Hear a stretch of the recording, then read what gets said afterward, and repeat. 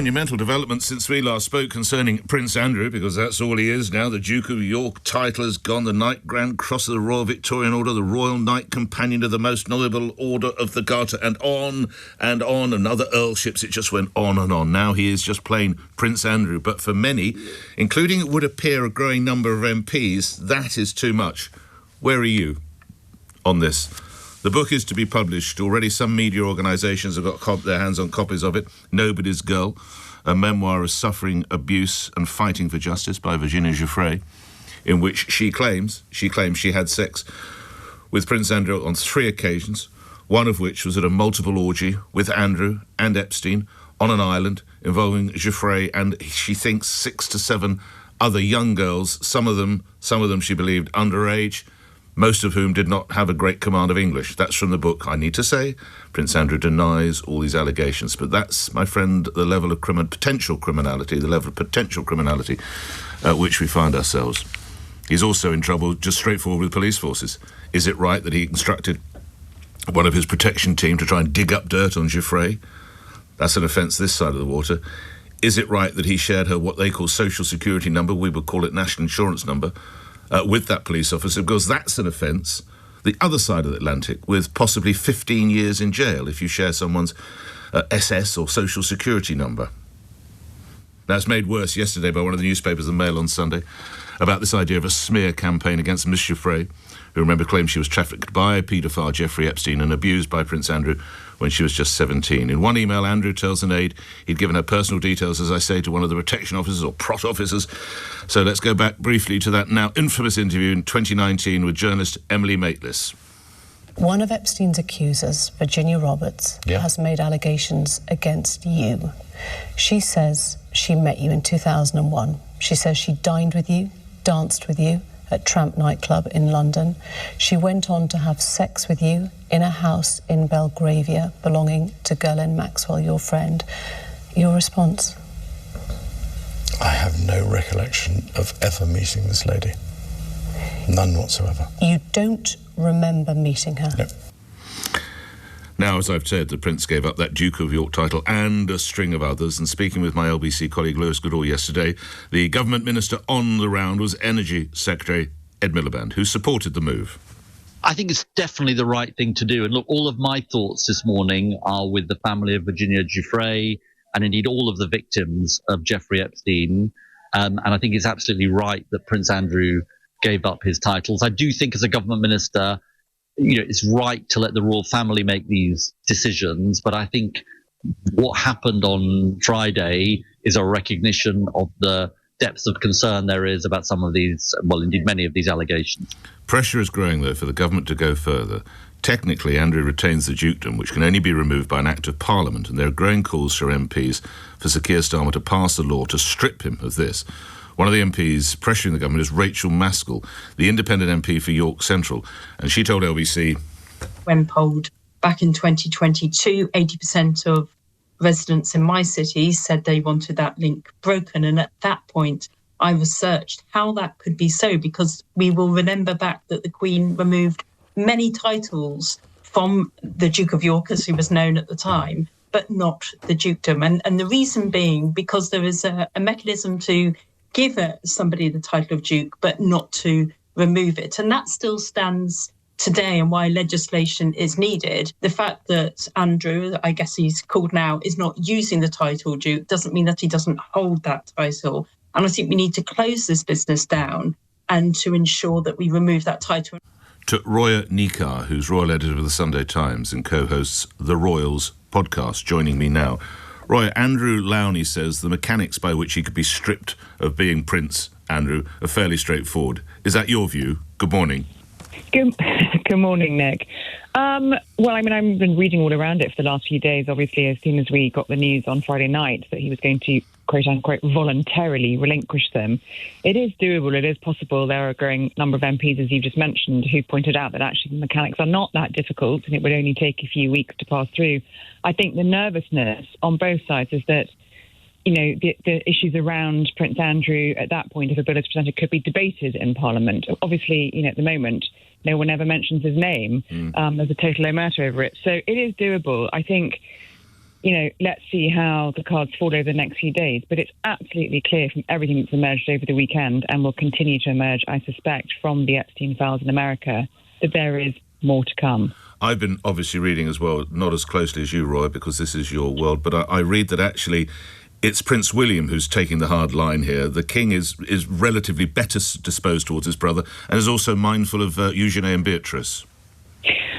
I think William is certainly mindful of his cousins. He's very close to them still. And I think there's no doubt William supported the move last week. But as you probably read on the front cover of the Sunday Times, written by me, I think he is not satisfied with how things are still, which is, Andrew does, as you say, retain all those titles.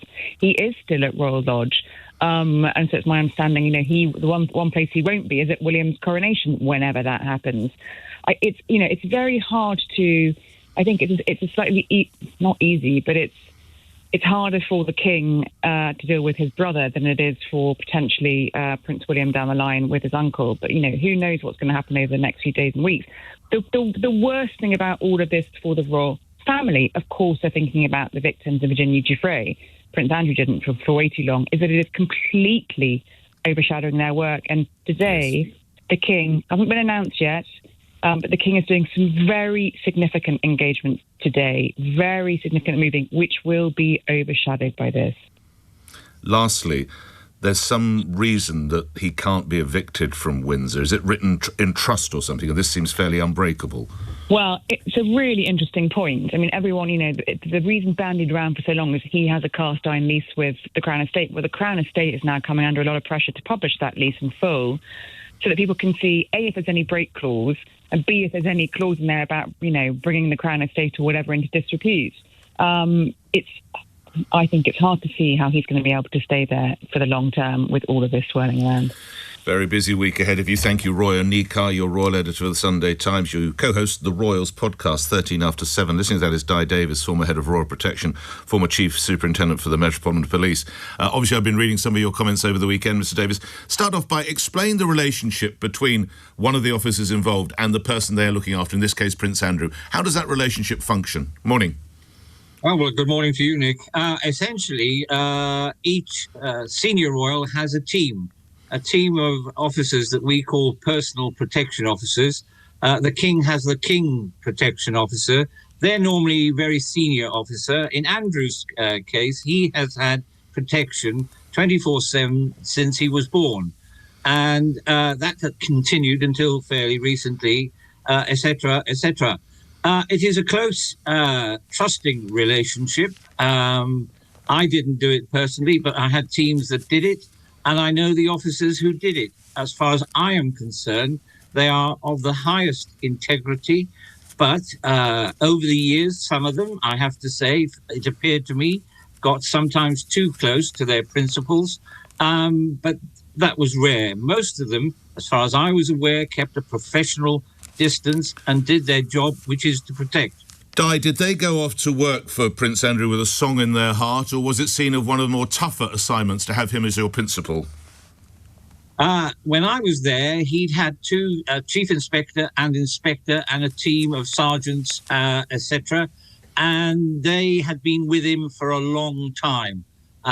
They knew him well, could deal with his tantrums. They could deal with all manner of allegations that were made. And they were down-to-earth, sensible men. They were men. I was aware there was, I think, a female sergeant who was on the team, but females in my day were relatively rare in protection.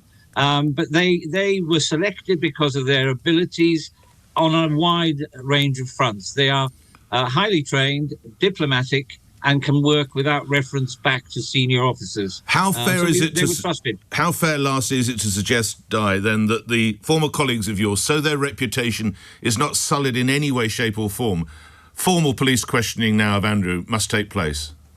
Yes, and I was lucky enough to go on Newsnight a few days after his notorious interview, and I called then to ask why the Met didn't investigate the 3 allegations she had made to them. There may have been good reasons. Some of it was that they didn't have jurisdiction. I took exception to that because a British citizen, if you traffic anyone for sex anywhere, can be held responsible.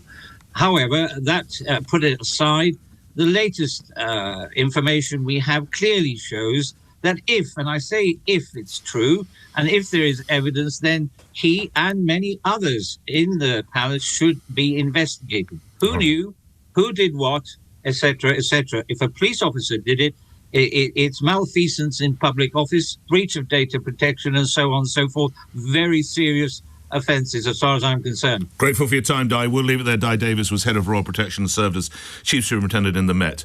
Very simple question. There's no in-betweens. Time to take the Prince title away from Andrew. Have you heard what's happened to Baron Killyleagh? Or the Earl of Inverness? Those were other titles bestowed on the Duke of York, along with, of course, Knight of the Garter and countless Colonel-in-Chiefs, all gone. The whole lot gone. Now, he voluntarily, of course, stood back, stepped down, stepped aside, whatever the expression might be, just before the weekend. But what now for his future?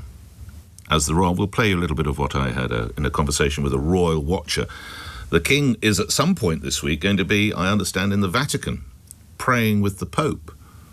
Hugely significant. Head of the Church of England, head of the Catholic Church. Phenomenal. All this will be overshadowed by the most unwholesome claims denied by the Prince of inappropriate behaviour.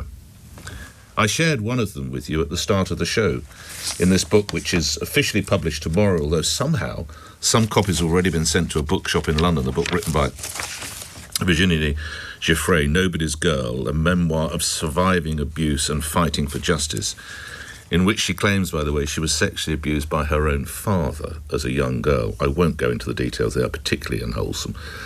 But she also claims she had sex 3 times with the Prince, one of which was with the Prince and Epstein, the dead, disgraced paedophile, and she was one of 7 or 8 girls. She believed many of the others, she was 17 at the time, many of the others were younger than that, most of whom had little command of English. This all took place on Epstein's Island. Denied by Prince Andrew. We better get out there.